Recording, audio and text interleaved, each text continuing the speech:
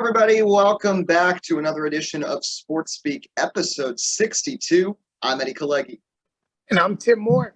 First time in a few weeks we have both me and Tim here, but we're back from our vacations and broadcasting camp and all that jazz to bring you a big show today. A lot to talk about. We're also joined by Rahill Jaiswal, once again, a regular contributor from the Nothing But Sports podcast. Lot to discuss today. And I want to start things off, of course, with the drama surrounding the Olympics because, of course, Tokyo 2020 set to happen this week, but there's been some issues with COVID-19, the Delta variant spreading, especially amongst people who were either not vaccinated, which includes a lot of the athletes, especially from some other countries, and those who received the Johnson & Johnson vaccine, which hasn't proven to have much effectiveness against the variant. For example, for the U.S., one of their relief gymnasts who was in Tokyo tested positive, was sent home.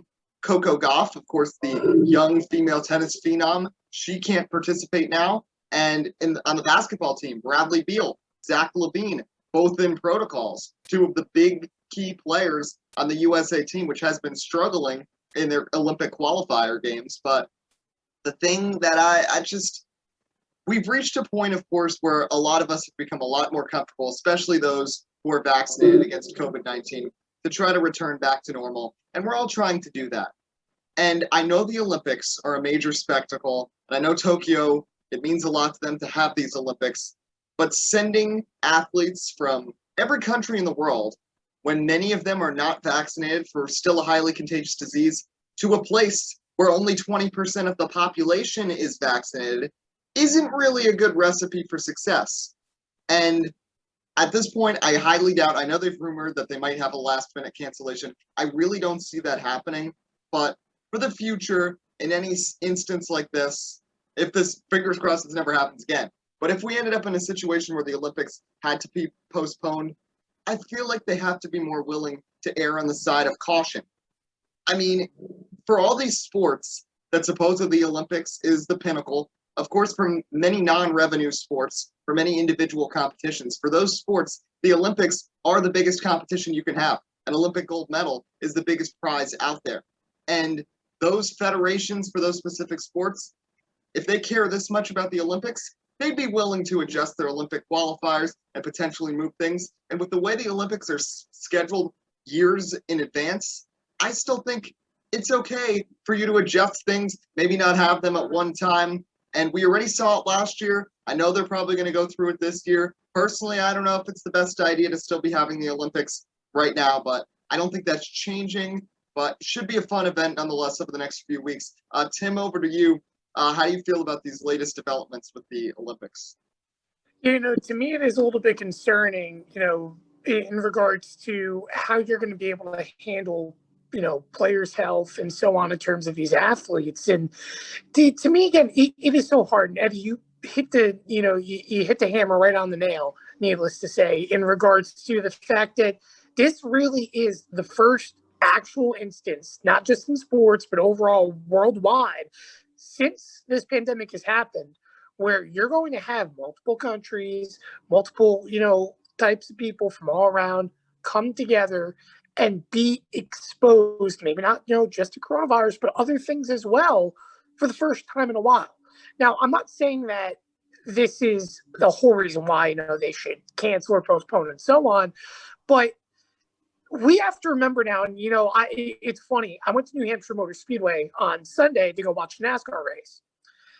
And I don't want to say I found myself in a panic, but just to get you an idea, this again, just being in just America, 2 states away from my home here in New York. I don't want to say in a panic, but for me, it felt so surreal to be surrounded by thousands of people not wearing a mask at all. Granted, again, vaccine or no vaccine, after the last year and a half of how we've lived life enclosed indoors, knowing that we have to be careful and so on. I'm not saying that that's by any means what the Olympics are like, but I can't fathom to imagine meeting multiple people from multiple countries, competing against them, being close and right next to them, maybe being a spectator in the stands with thousands of other people from other countries, and being right there in person, not knowing what's going to happen. I mean, again, I'm just talking about an instance with 10,000 people, let's say, in New Hampshire, and that's the minimal number, a lot more. but in terms of walking into a facility, I mean, I don't know. Again, there's a lot of learning that went through this pandemic for every single country involved. Obviously, again, you had to cancel the Olympics last year.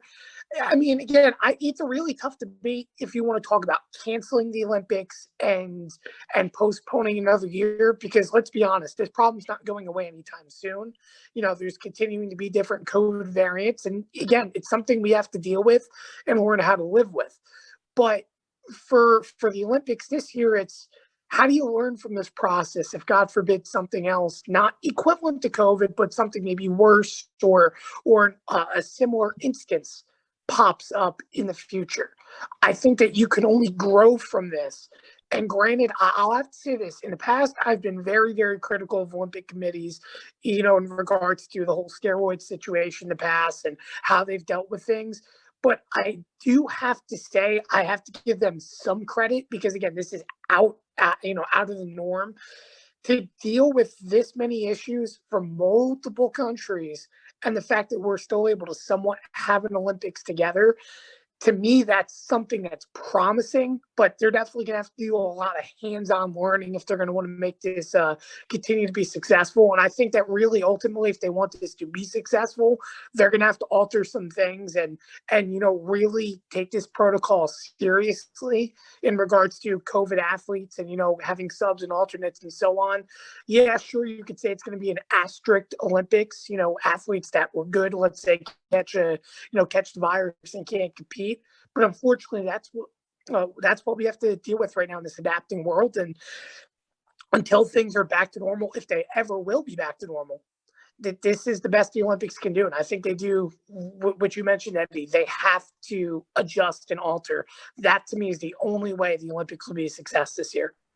Yeah, and you said it. I mean, we're not in the clear 100%. And for example, America is considered one of the most advanced countries when it comes to the vaccine. And we see where we are here on our home turf, and bringing a lot of countries who are in far worse scenarios all together can be dangerous. But you do have to give credit where credit is due. Like I've said on this show before, I gave so much credit to Adam Silver, to Gary Bettman last summer for navigating the bubbles, completely going out of the box and being unconventional, being able to adapt and get through. And even if this is a quote unquote asterisk Olympics because some athletes can't compete, some get thrown off, just like we saw in the 60-game baseball season last year or in the bubble for the NBA or the NHL. Just being able to have some, I think, is a miracle in and itself. Rahill, what say you about this Olympics situation? Yeah, it's really tough because I really want there to be an Olympics. I'm a huge fan of the Olympics, especially whenever it comes on. But it's real tough to have it. I mean, you guys are saying, luckily we're in the areas we live in, the vaccination rate is pretty good, and we can sort of feel that, we're kind of coming back to normal. That's not the case in many other places around the world. And so now when you're bringing everyone together, it's tough. It's tough. And I know it's tough, but I think for every event you have, there's probably going to be at least a couple positive COVID tests. I just think it's not realistic to think that you're not going to have any positive COVID tests when athletes are coming around from all over the world. The question is, how do you deal with it? You have to be flexible, how you adjust the schedule when it comes to races, for example. For an event like swimming, how often do you test the athletes? Do you test them after every race? Do you test them once every day? Because let's say you test them after every race, and then all of a sudden after their first heat race, when they make it to the final, they test positive. So then do you have another athlete fill in there, or do you have a race of 7 instead of 8? Something like that. So the Olympics has to be willing to adjust their schedule, move things around, because I don't think everything is going to go, as swiftly and smoothly. I think things are going to have to get moved. And that's the only way of doing it. And if regardless vaccination or not, you can still obviously test positive. It's just the symptoms, but it's tough. I'm hoping they can get through all 2 weeks. I don't think they'll cancel it, just because also Tokyo, especially the government, they've invested so much money into this Olympics, and already being willing to postpone it for a full year. I don't think there's any way that they cancel this. So this is going through. Question is, how do you deal with these positive COVID tests? And you have to be willing to adjust the schedule. Yeah, absolutely. But let's shift gears to the competition itself. And one that we're all talking about is the USA men's basketball team, which, albeit is a little weaker than it has been the past couple of times, but is certainly better than pre-Dream Team era. Nonetheless, they lost to Nigeria. They lost their first two contests. They got beaten by Luis Scola. And not to mention, that was before you had Bradley Beal and Zach LaVine entering COVID protocols and having their Olympic participation in doubt. That was when they had a fully healthy roster with Kevin Durant, Damian Lillard, and others. Rahill, I'm going to start with you. What are your expectations for this U.S. team heading into the Olympics, and who do you think could potentially stop them? I think the expectation is still the gold medal. I think that's always been the expectation, especially for men's basketball, for basketball just in general in the U.S. But a lot of teams, there's a real chance, a lot of teams come out of here with an upset because, let's be honest, the United States, they have a target on their back. They've always had a target on their back. And that just tends to happen. You look at the game against, first of all, also the games are 4 minutes shorter. So you think in a normal, and let's say NBA length game, 12-minute quarters, that they'd probably come back and win those games. But you look at when they played Nigeria shot the lights out from the three. They were knocking down open shots, and that's just something the U.S. has to deal with.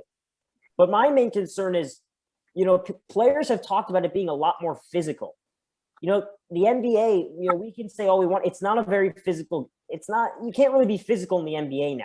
It's very ticky-tacky. There's a lot of, if you graze the shoulder, you touch the shooting hand. They're not going to call those in the Olympics. And I think that's where the players have to adjust. So players like, Damian Lillard, who gets to the free throw line a lot by calling on screen threes, leaning into people. You can't do that here. That's just not going to work. So you're going to have to try and adjust the game. But I think Greg Popovich is going to be smarter. And as far as teams that can upset them, Australia has a really good team. They got a couple NBA players as well. Spain is, I know they beat them in the warm-up game, but Spain is always in the running there as well. There's a lot of good teams. Even teams like, other teams, maybe even like Slovenia, Luka Doncic is going to be there. There's a lot of good teams out there that can genuinely give the U.S. a run for their money. It's not like going to be one of these Olympics where the U.S. just runs through everyone, beating them by 30-plus points. That's what people are accustomed to because in 2008, 2012, it was Kobe Bryant, LeBron James, Carmelo Anthony, and D-Wade and all these guys. That's not the case anymore. They're a little weaker. They still should get the job done. But I think their first game is pretty tough. They got France next. France is not an easy opponent either. So we're going to see. I think the expectation is still obviously gold medal, but it's not going to be a smooth ride. I think there's going to be a lot of tough games, especially in the group games as well, but also later in the tournament. And I agree with what you said about the physicality of the game that they're not really used to. And it's still the case in Europe. I mean, think about last Olympic cycle when you had Australia and the Philippines and Thon Maker coming flying in with flying kicks at people. I mean, that's not something Damian Lillard's going to do. And just because you have JaVale McGee there, he's not going to be starting all these fights with people. I mean, you need to have some physicality. But if I was going to trust any coach in kind of instilling that in their players, Greg Popovich knows how to do that. He's worked with big men for 25 years. First with Robinson, then with Tim Duncan. I mean, going all the way through. He knows about a physical game. He knows how to win playing a different style than what is traditional in the NBA. He won as recently as 7 years ago when the NBA was starting to become the 3BA against a super team in the Miami Heat. He knows how to coach, and despite all the criticism that came after their two warm-up losses against and everybody's criticizing Nigeria. Nigeria has a very solid team. You've got to give them the credit where credit is due.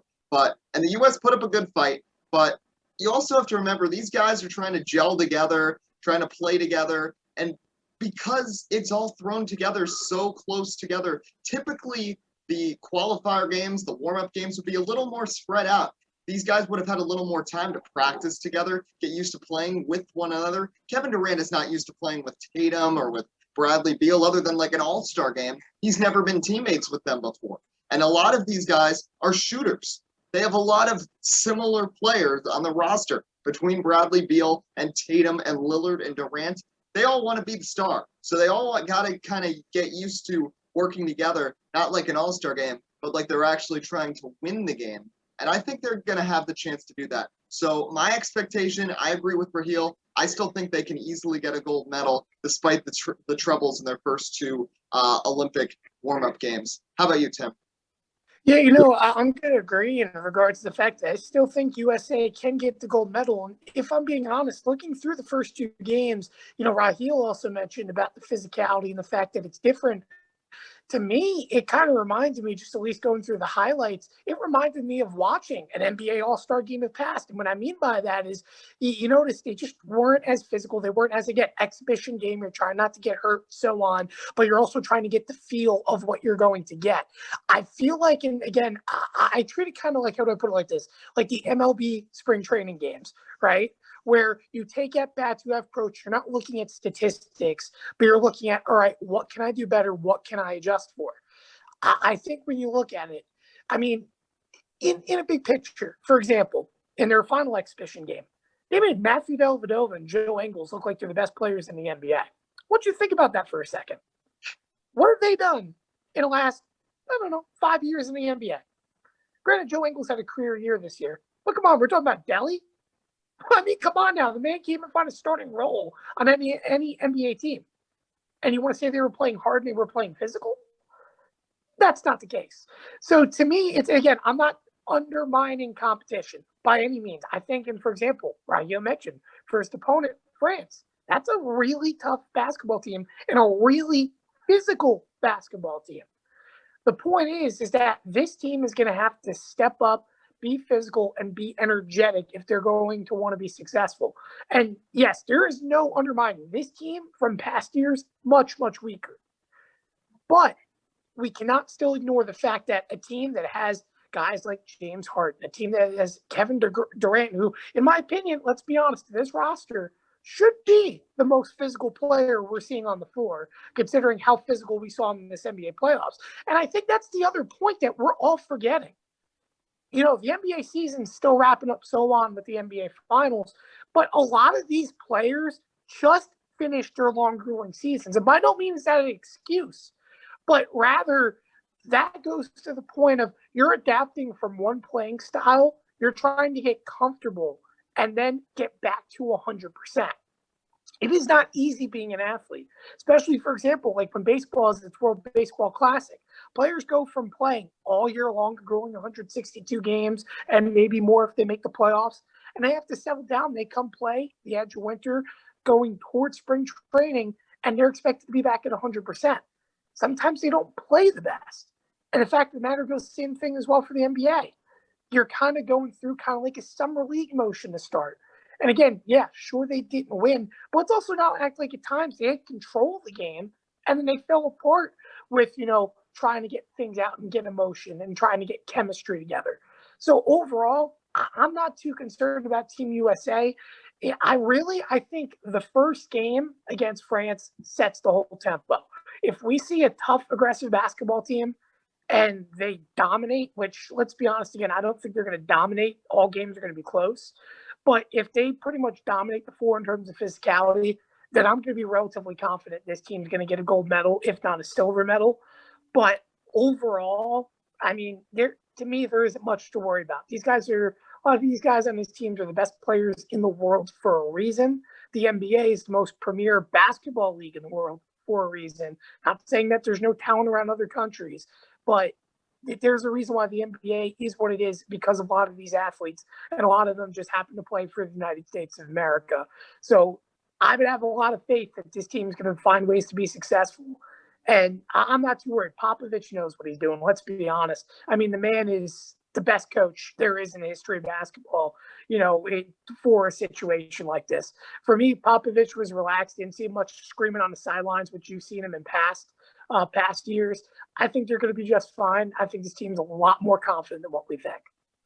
And one more thing I just wanted to mention as well that is kind of working against Team USA, but I think they're going to be able to adjust still, is a lot of these players who, for example, play overseas in a European league, an Asian league, a lot of those leagues, they didn't have bubbles. They just straight up canceled their seasons. Almost all of the players that are on the U.S. roster had to play in the bubble, were there for at least a month, then had an off season ranging from as few as 8 weeks to as many as about 14 weeks, and then had to go right through, play 72 games. For some players still, like Kevin Durant, play through the postseason, get like a week off, then all of a sudden you're off with Olympic training. These guys have had no rest compared to these other teams, and I think that's also a factor working against them a bit. But I still think there's too much talent, and they're going to overcome this. But let's stop harping on this. Let's move on to the NBA because we have Game 6 of the finals tonight. I thought the fan was right that we'd get Suns in 4, but now it seems like Brandon Jennings might be right with Bucks in 6 as Milwaukee has now recovered from a 2-0 deficit to take a 3-2 lead and are looking to close it out tonight.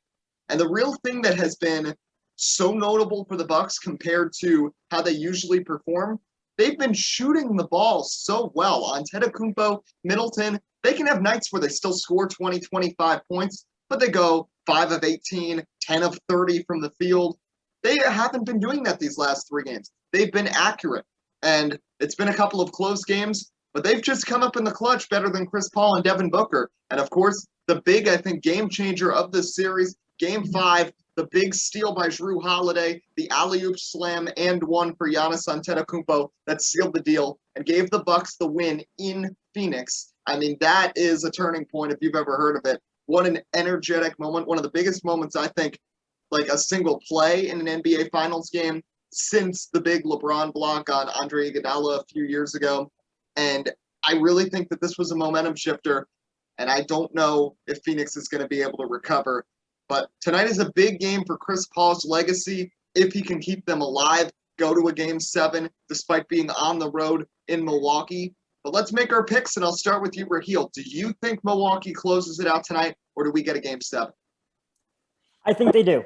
I think they close it out, and kind of for the reasons you mentioned, Eddie. Suns, at the end of that Game 5 first quarter, were up 16, and the Bucks just complete. I mean, also, people forgetting, like, the Phoenix Suns, as far as, rebounding, the Milwaukee Bucks are killing them on the boards, and that's just because of size. Think about it. Who do the Suns have that has that, can match up size-wise with Giannis and Lopez besides DeAndre Ayton?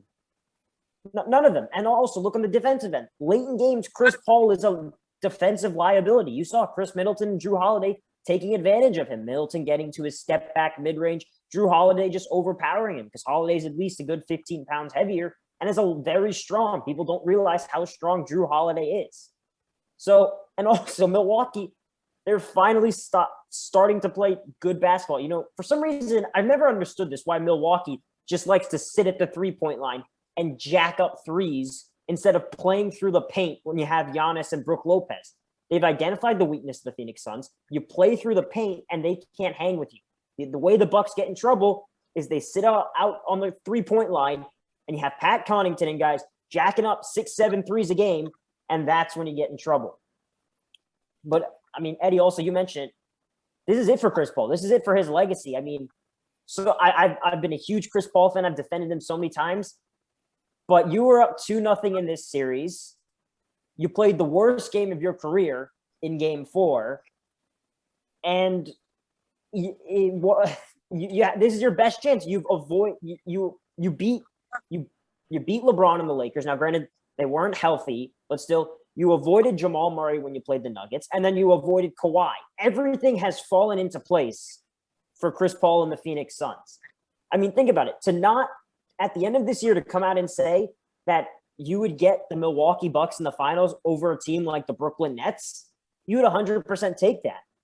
And another thing, Scott Foster is refereeing the game. So, Chris Paul, you got to stop complaining. You got to get this win. I know you're 0-12 when he officiates games, but you got to get Chris Paul has to be aggressive, and he needs. And I don't know if it, he's been saying that the wrist injury has been bothering him. He's had the hand injury, but they've been getting 2-3 days off, so that's not an excuse because you've had 2 days after every game to recover. So I'm gonna pick the Bucks to win this game. I've been saying Suns in 7 this whole time, but I didn't anticipate Milwaukee stealing that Game 5, especially for the way it ended. Devin Booker turning the ball over late, Suns blowing a 16-point lead after the first quarter. I've got the Bucks closing it out, but I'm hoping we see a Chris Paul masterpiece. But I think it's Milwaukee tonight. I just think the minutes have caught up to Chris Paul. I mean, he is 37 years old, and this is the second straight year where he's not complimented by massive superstars as he was earlier in his career. He really carried that Oklahoma City team last season to the seat they had, and obviously we've seen how that team has completely turned the tide in such a negative way this past year with him no longer there. And Devin Booker, DeAndre Ayton, I'm not discrediting them, but Chris Paul, of course, is the veteran leader and has had to do a lot for this team. And a lot of games this postseason, especially game 1 of this series, and game 6 against the Clippers, he's the reason they won. If it wasn't for his performance, they would have lost both of those games. And I think at this point, he's played so much. He also was another one that was in the bubble, going back to my earlier point. I think it's kind of caught up to him. I think they're going to put up a good fight tonight. But I think Milwaukee has sort of realized how they can exploit the Phoenix Suns, and they're not, like Rahill said, they're not just shooting threes like they do sometimes. Ever since the Brooklyn series, I think they've sort of adjusted how they play. They've realized they can't win by shooting threes. That's what the Nets do. That's what the Hawks do. That's what Phoenix does to an extent, aside from DeAndre Ayton. But when the Bucks have so much physicality, when you've got really just an anomaly in Giannis Antetokounmpo that nobody can defend, you have Chris Middleton, who is a pretty physical and pretty strong wing player, who I know is a great shooter, but can drive and hit baskets, also on close fadeaway shots. You've got to take advantage of that. And you have a talented big in Brook Lopez. Stop trying to turn him into what he's not. He's not supposed to be some three-point shooter, some Dirk Nowitzki just jacking up shots from beyond the arc. He has some skills inside that people have to make use of. And I think Milwaukee has started to learn all of these things. Giannis is healthy. I'm just amazed how healthy he is after that freak injury he had. I thought he was going to be done for the rest of the postseason. I thought that might have been a torn ACL or something when his knee bent backwards. I'm shocked that he came back so quickly. But I think the Suns are going to put up a fight. But I think Milwaukee wins their first championship in 50 years in front of the home crowd at the Pfizer Forum tonight. Tim, how about you? You know what? I'm going to have to disagree with both of you. And I know it sounds crazy, but come on now. We've waited 2 days after every single game and have spent so many hours wondering, oh, well, when's the next NBA Finals game and so on. At this point, we've waited so dang long this postseason. How can we not go 7 games? Not saying the Bucks are not going to win a championship, but how can we not go 7 games in the NBA Finals at this point? I mean, legitimately, you think about it every year, with the exception, of course, the bubble. But typically, an NBA season ends a week and a half after the Stanley Cup Finals. What are we closing on? What, 2.5, 3 weeks now, maybe? So it's long lasting and it's absolutely grueling. And to be honest, if I'm being ultimately, frank, I sometimes forget the NBA Finals is even still going on. I think the season's over because of just how long it's been. But, the fact of the matter is this, and I agree, blowing a 16-point lead in Game 5 could be the final nail of the coffin for the Phoenix Suns. But at the same time, with all odds stacked against them, go or go home, play or die. You mentioned, obviously, the 0-12 record, for Chris Paul in regards to the fact with that specific referee, which he hates so much. You know what? Sometimes you just got to shut up and play. And the thing about this Suns team that I loved the entirety of the playoffs until this point was this is a team that didn't say much. They didn't have many expectations. They just went on the court, did their thing, and they found success. Here in Game 6, you're going to have to do that. You're going to have to match up. And you mentioned the Bucks. The one thing, though, about the Bucks, we mentioned about, how they've been spot on shooting. That's because they've been able to find physicality down low to an extent to really set that up. I think that we forget about how inconsistent the Bucks have been this season, though, when it's come to shooting.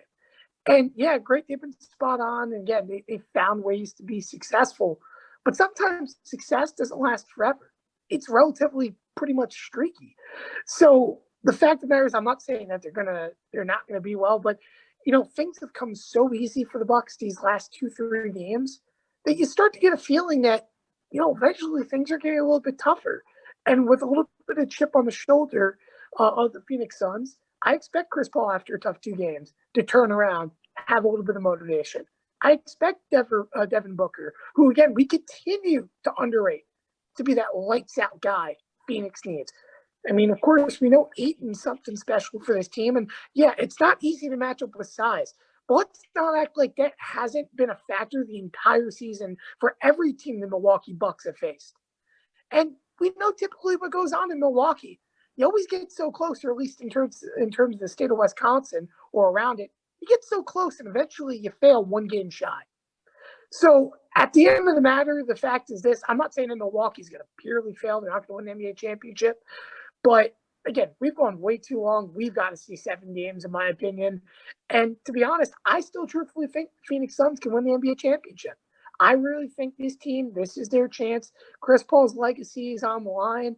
And let's put it like this. If Chris Paul loses this game tonight and the Suns never go back to an NBA Finals, with this team, I'm going to equate him to Drew Brees.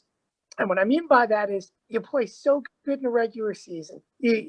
Once you get to the playoffs, you have a good first round, second round. Then you get to the big game, and then you disappear because time catches up. And that's what happens. For example, and again, I know 2 different sports. The NFL, absolutely grueling. But Drew Brees spent so much time on out there on the field, threw so many passes throughout his career, played so many minutes out there. What happened? Later on in his career, later on in seasons especially, he couldn't get those big throws when it mattered, couldn't get those big moments when it mattered. Granted, sure, a couple of controversial calls in defense cost them, opportunities. But I view it the same way with Chris Paul. Odds are stacked against you. You've played a lot of minutes out there on the floor. You've had a lot of big moments. You've played well in the regular season. But as you get older, time catches up with you. You're not the only player, though, on the floor. Devin Booker needs to step up. Your depth guys need to step up when it matters.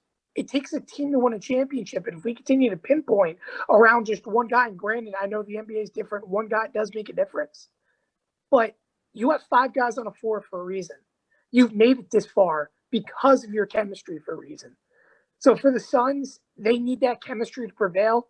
Otherwise, they're done tonight. And that's the real truth of it. All right, well, let's shift gears. One last thing with Rahill. I want to do a little MLB Rapid Fire. I'm going to ask you guys a couple of questions. I'm going to give you each 30 seconds to answer. I'm going to answer one myself first, and then I'll turn it over to you two. One team that has struggled in the first half that will turn it around in the second half, and I'm going to get started right now. I'm going to say that this team is the Chicago Cubs. I know they might be sellers. I know they had that 10-game losing streak, but they still have a great manager in David Ross, who has proven himself as a young manager. I still don't think they're going to completely tear it down. Javier Baez's defensive blunders will get fixed. I think Jake Arrieta still has some potential as a pitcher, even in his older age. Even if they trade away Chris Bryant, players like Anthony Rizzo, Wilson Contreras, I don't see them going anywhere. I still don't have a ton of faith in the Milwaukee Brewers, so I think the Cubs still have a chance to turn things around here in the second half.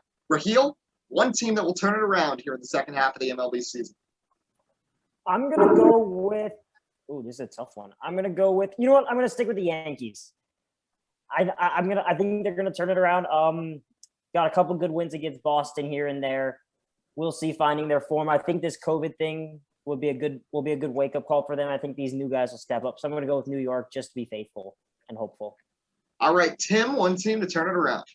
I still have no hope, Rahill. I'm sorry. But overall, I'm going to go with their opponents in the AL East, the Toronto Blue Jays. Listen, this team is stacked. It's good. And to me, they underperformed throughout this first half of the season. When we first talked about it on the AL side, we thought this team was going to be competing with the Yankees for that AL East championship. But it turns out the Boston Red Sox, who, again, every time they have an off season that goes quiet, they turn out to be a really good team. And we mentioned that throughout the preseason, when talking about this. But again, this Toronto team's a lot better than, battling with the Yankees for 4th in the AL East. I think this team, especially with, in my opinion, what should be the MVP if Shohei Ohtani doesn't exist, Vladimir Guerrero Jr., this team has the offense. It's a matter of, can they buy some pitching during this July deadline? And I think this team's going to be ultimately set for a playoff push. All right, other side now. I'll get started. One team that is a faker and did way too good in the first half. They're going to fall apart in the second half. I got to go with the San Francisco Giants. I'm shocked that they've sustained as long as they have atop the NL West. They have a lot of no names in that pitching staff. I know Kevin Gausman is having an unbelievable year, but the Dodgers, the Padres, I mean, just look at those rosters. There's no way they're going to hold off both of those teams for the last 2.5 months. Don't worry, I'll screenshot this and record it and make fun of myself if they do still win the NL West, but I just don't see this hanging on here with how much talent LA and San Diego have. Tim, how about you? One team that's going to fall apart in the second half. You actually said exactly what I was going to say, San Francisco Giants. I just truthfully don't believe this team has, World Series pieces yet. Granted, yes, they were young and developing, but, I mean, look at it. They made Mike Tauchman an everyday starter, and we're considering him all of a sudden a top-tier player for San Francisco. That doesn't work out, right? I'm not saying Tauchman isn't good, but come on now. Let's be realistic. If you think that's a World Series piece, then we have to have another discussion, because clearly it wasn't a good enough piece for Colorado, and the Yankees literally sold them for pennies, and the Yankees never do that. So the fact of the matter is, again, I think the Giants, they had a relatively, let's not forget too, they had pretty much easy schedule throughout the first half. Now they're going to play a lot more division games, a lot more tough games. And of course, yeah, they've played the Dodgers and the Padres a fair amount, but they're going to have to play them a lot more now this final half of the season. So I think that this Giants team, again, they're still going to make the playoffs in my opinion, but they're not going to be winning the NL West. That's going to be up for the Dodgers or the Padres to decide. And Rahill, how about you? I'm going to have to agree with both of you. I was thinking the Giants when I was looking at it. No one expected them to be here, but I just don't think they're clinging right now. They're only 2 games up on the Dodgers, 5.5 up on the Padres. I just think with all the talent that the Dodgers and Padres have, that eventually it's going to happen. Now, not saying that the Giants won't make the playoffs and maybe they make a run in the playoffs, but as far as the division goes, I think I'm still going to back the Dodgers to win it just because the talent is there. And I think San Diego will pick up some more steam down the stretch. And again, not that the Dodgers are not bad. I just think they're just not good enough to hold off those 2 teams. All right, last question. I'm going to go to Tim first. Of course, Shohei Ohtani turned a lot of heads, didn't win the Derby, but got to pitch and play in the All-Star game. Is Shohei Ohtani the face of baseball? And if not, who is? Right now, he is the face of baseball, but I'm not convinced that he is the best player in baseball. And the only reason why I will say that is the fact that his teammate Mike Trout, let's be honest, granted he's still hurt, is the best player in baseball.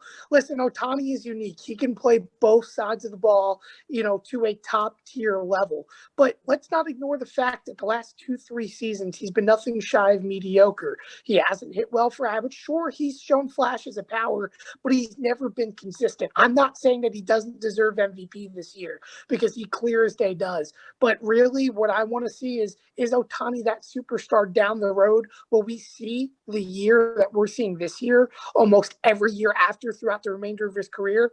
That, to me, will truthfully show if Shohei Ohtani is not just the next Babe Ruth, but the best player in baseball to compete with his teammate Mike Trout. Rahill, how about you? Is Shohei Ohtani the face of baseball? Again, as Tim said, not the best player, but 100% he is the new face of baseball. Think about it. This guy does it all. He is making casuals on TV care about baseball now. That has not been done before. The last years, all the talk shows, it's been about football, basketball now. People are starting to talk about baseball now because of him. The Yankee Stadium, before he went there, had not cracked 30,000 in attendance. When he pitches, they crack 30,000. And I was there to see him play. It is 100%. And yes, he didn't win the Derby, but how many eyes were on him? And how many people turned on the All-Star game and watched the whole 3-4 innings just to see him hit? You only get, 2 at-bats in baseball? He grounds out twice. That doesn't matter, though. People want to see what he does. If he wasn't in LA, if he was in another bigger market, he'd be even bigger now. But going forward, they're going to put a lot more Angels games on Sunday Night Baseball, and the main reason is him. He is the best show right now in baseball. He can pitch, he can field, he's got speed, he can go to right field, he can do it all. He's got flashy power. Hopefully he stays healthy. That's my one concern with him. But 100% right now, he is the face of baseball, and he could be maybe the most popular athlete when it's all said and done with the pull he has in Japan. Well, that'll wrap up this part. Me and Tim will talk a little more NASCAR, but Rahill Jaiswal, thanks again for joining us here on Sports Speak. Anytime. Well, once again, a big thank you to Rahill Jaiswal from the Nothing But Sports podcast for joining us once again, one of our favorite contributors here on Sports Speak. But Eddie Kalegi with Tim Moore, ready to talk a little more. We're diving into the motorsports world. Want to talk some NASCAR. A lot of news as they enter their Olympic break. Before that, some drama in Formula One between the two championship contenders, Max Verstappen, Lewis Hamilton, tangled on lap one of the British Grand Prix Sunday morning, sent Max Verstappen hard into the outside wall, and Lewis Hamilton received a 10-second penalty, but it didn't take him away from winning the race. I mean, a lot of drama there. It really just looked like a racing incident to me. Wrong place, wrong time. They were racing wheel to wheel, but this is what Formula One probably wants, having two drivers from opposing teams competing, because these past few years, it's been Lewis Hamilton versus his teammate, whether that was Valtteri Bottas or before that Nico Rosberg. Now you've got the Red Bull camp, Max Verstappen, an up-and-coming young driver, has proven himself, went on a stretch of winning 5 out of 6 races earlier this season to take the points lead away from Hamilton, who, of course, has been the class of the field for the past really 5 to 10 years or so. And it's been fun, but a lot of drama there. Do you think it's really clear-cut to pick a side on that, or do you really think that was just a racing incident like I did? I mean, to me, I find it to be a racing incident, but I'll also say that there's a lot more that maybe could have been done to avoid that from happening, in my opinion. You know, when you look at it, Verstappen, of course, has had an excellent season. Of course, you know, failure is imminent eventually at some point in the season. Listen, Lewis Hamilton, you know, has already faced, you know, a lot of adversity early on this season. And yes, granted, for example, like Jimmy Johnson in NASCAR, when you have success for a long time, sometimes it's hard to adapt to when teams get stronger and so on. But eventually you find ways to rebound, and you're going to face hardship, but eventually you'll then again become successful. I think Hamilton already faced his hardships at this point in the season. And I think that throughout the remainder of this season, he's only going to get stronger and stronger, which means for Verstappen, he's going to have to, you know, continue to try to match and if not be successful. But in that situation there, I mean, it's so tough because, again, lap one, you're trying to go, you know, for it all, get a little bit of separation and, you know, set the tempo, and you're trying to get, you know, comfortable into a little bit of a rhythm. But to me, I feel like Hamilton was a little bit aggressive into the corner, maybe could have gave a little bit to prevent that situation. But then again, I'm not the one in the car, you know, so to me, it's a little bit debatable. I understand, again, you're right there because you want to take control. You want to get the lead and control the race. I get that 100%. But at the end of the day, it comes down to a racing deal. I understand why Verstappen's upset. You know, lap one of a race, I'm in the hospital. Meanwhile, you're celebrating a win. I mean, it's not like Formula One didn't penalize him. Formula One did penalize him.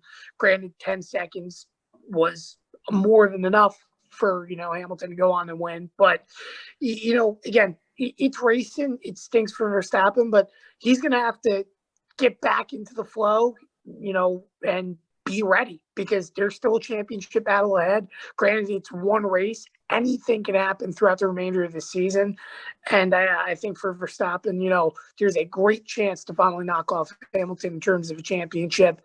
But again, there's a lot he needs to do. This is just a little bit of a blemish. Granted, a big blemish, you know, in terms of F1 points because he gets no points at the end of the day from that crash. But, you know, again, I chalk that one up like you, Eddie, up to racing. And again, stuff could have been different. But again, there's not much you can do. You know, you see the same thing about NASCAR. Right? You look at Daytona, for example, that early crash, the 500. Oh, well, maybe they shouldn't have been bumping Almirola so early and so on. Give or take, I get the point of why they're doing that. It's just the fact of the matter of racing's racing and stuff happens, you know. If anything, it's going to intensify their rivalry ever so much more throughout this season. And you just mentioned Eric Almirola. Let's shift gears to NASCAR.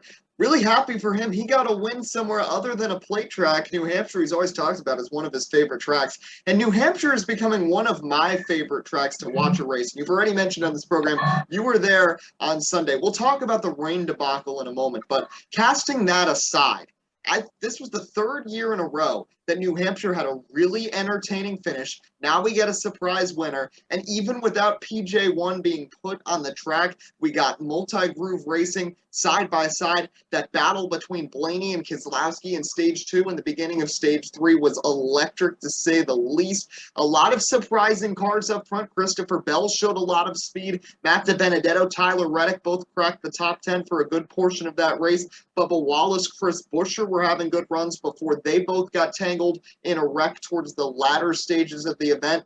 But I think New Hampshire is still a very underrated track. I know it's in New England. It's a little bit of a different area than NASCAR's typical core base. But I think that track, even if they just have the one date, I think it's well worth it. And once again, got another great run. And Eric Almirola getting that win continues to shake up the playoff grid. Back-to-back drivers 2 weeks in a row, winning races that we didn't really know if they were actually going to get to victory lane this season. And now we have 4 races left before the regular season comes to a close. One's a plate track, 2 are road courses, one of which NASCAR has never been to before with the Cup Series. So there's still a lot of unanswered questions. Kevin Harvick is now down to 15th in the standings. 2 surprise winners, and he could potentially miss the playoffs. If someone like a really good, for example, Chase Briscoe, we know how good he is now at Indy Road Course. He showed so much speed there last year in Xfinity. If he somehow wins there, and then Daytona, you never know, someone like Chris Buescher, Reddick, Dillon, Bubba Wallace, if they win, all of a sudden Kevin Harvick misses the playoffs, which would be shocking when he won 9 races last season. This playoff system, I know it's quirky. I know I kind of disagree with it sometimes, especially with the win-and-you're-in scenario. Someone like Michael McDowell and even Eric Almirola have not nearly been 2 of the 16 best drivers in the series this season. But all of that being said, this has been really entertaining, and you got to feel good for Eric Almirola to finally have a good race where nothing goes wrong and get to victory lane. Yeah, I'll tell you, the feel throughout that race at Loudon, you really thought early on the guys to watch were going to be Ryan Blaney, Brad Keselowski, as typically they've been very consistent at a track like that. And they really, found a lot of speed early. Kevin Harvick, too, if I'm going to be honest. I thought Harvick was at the end of that all. Apologize there. How they telemarketers deciding to call me at the wrong time. But needless to say, I thought at the end of that all, I thought maybe Kevin Harvick was going to be the favorite to win that thing. He had a real strong stage 2, and that car looked to be really, really strong while Blaney and Keselowski were battling it out. But, Almirola did such a good job in the long run, finding a balance, finding speed, and he found ways there to make that car really last once the tires got hot. And, one thing for me at the track, you could see someone on the TV screen, but from being there in the middle of turn 1 and 2, I'll tell you what, you could see about 15, 16 laps deep into that stage number 3, just how aggressive Keselowski and Blaney were into corners trying to battle each other. Their rotors were glowing red. Meanwhile, Harvick as well as Almirola were kind of laid back. And the same thing as well about Christopher Bell. Now, the one thing I think that people forget about Loudon, too, Loudon is a really, really loose racetrack on the exits. So the reason why on the long run, we see guys like Christopher Bell, Kyle Larson, and even I'll give credit as well, Ricky Stenhouse Jr., for example, and Chris Buescher. They had really strong long runs because you're doing a lot of drifting almost off of turn 2. So you're really trying to focus on planning the right rear. So to an extent, it's trying to save tire, and it's kind of like a tire save track. It's something that, those guys accelerated at, throughout the season and typically are favorites at. Granted, it works a little bit differently because more of a flat banking. But that's a big reason why we saw guys like Christopher Bell there late in that race be effective on the long run. Now, I will say this, again, from being there in person, wonderful experience there at New Hampshire. Got to see a lot of things, in person, especially during that rain delay. But I do want to pinpoint this one thing. Obviously, we've seen how this playoff's now shaken up when Eric Almirola goes on to win this race. If we find a way somehow to have 3 different winners over the next few races, granted, Denny Hamlin physically, if Kevin Harvick has a bad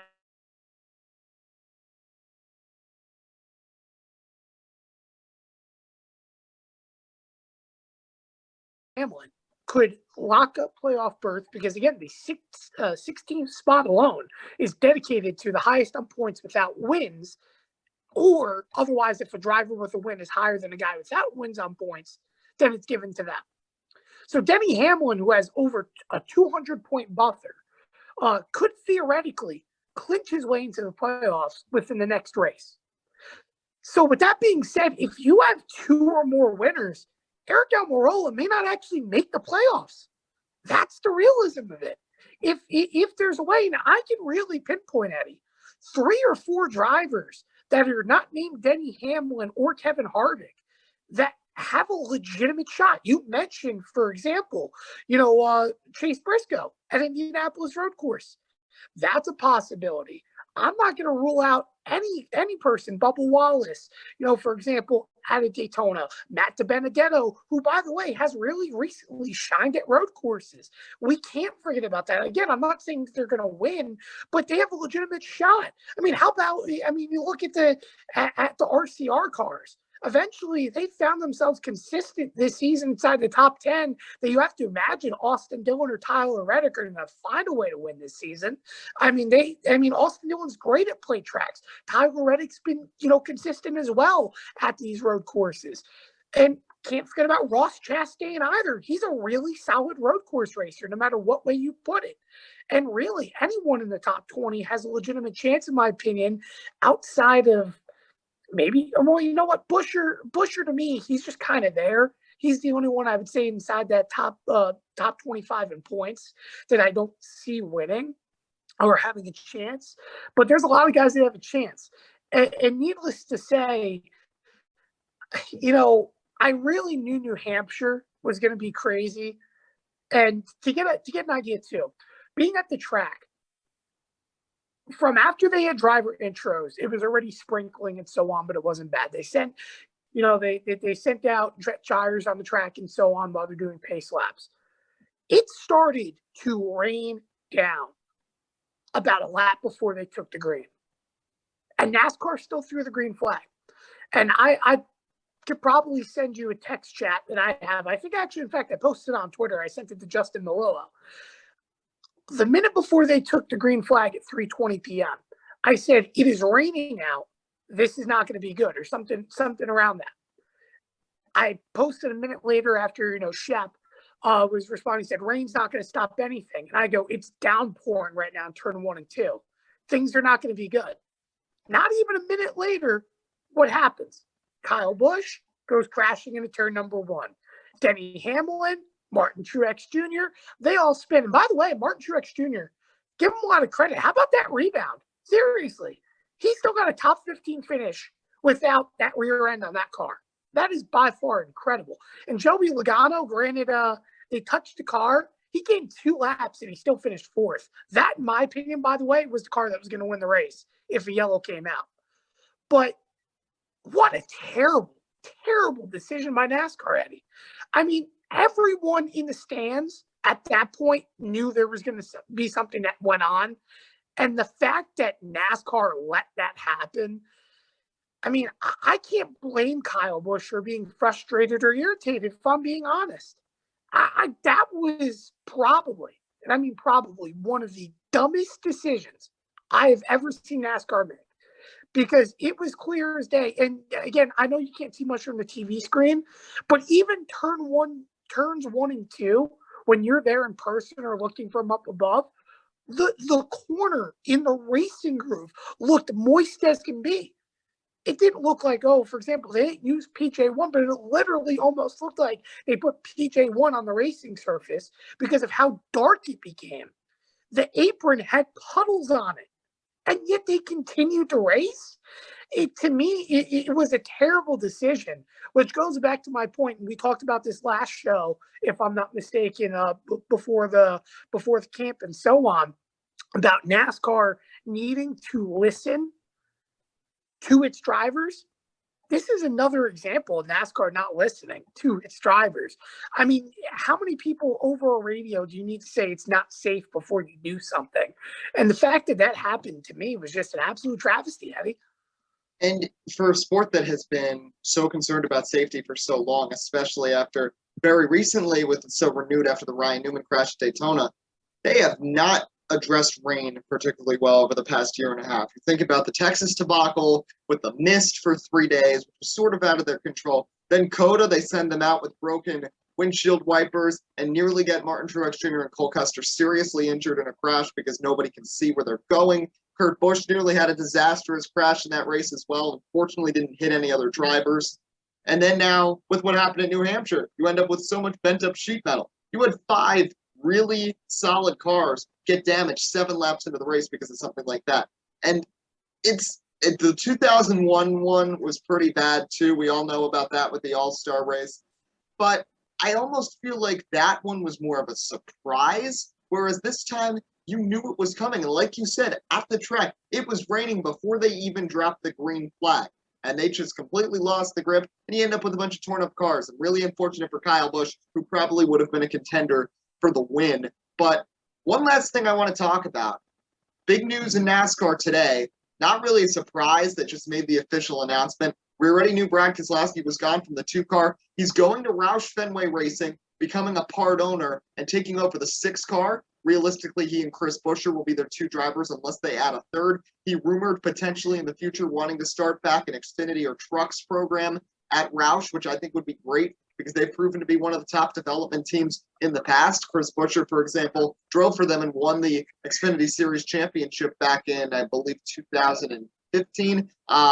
But regardless, I think it's a really good move for Keselowski. It will be so weird to see him not in that 2-car. He's been in it for the last 11 years driving the Blue Deuce, but I think this is a great move for him to kind of cement his legacy. I really think sometimes being part of Penske has sort of brought him down, and we know him and Joey Logano haven't really seen eye to eye. The Daytona 500 is one prime example. The Clash 2 years ago is another, but I think this is a good opportunity for Keselowski to become a little more independent. We also know that Brad Keselowski is a great owner. Think about Brad Keselowski racing in the past. They had drivers like Tyler Reddick, Daniel Hemrick, Austin Cindric, all of whom have proven themselves and have secured Cup Series rides. So he's able to scout out talent. He has that ability. He also had Ryan Blaney drive for him in the past, who's his current teammate at Penske. But the fact of the matter is this. Brad Keselowski going to Roush is a great move.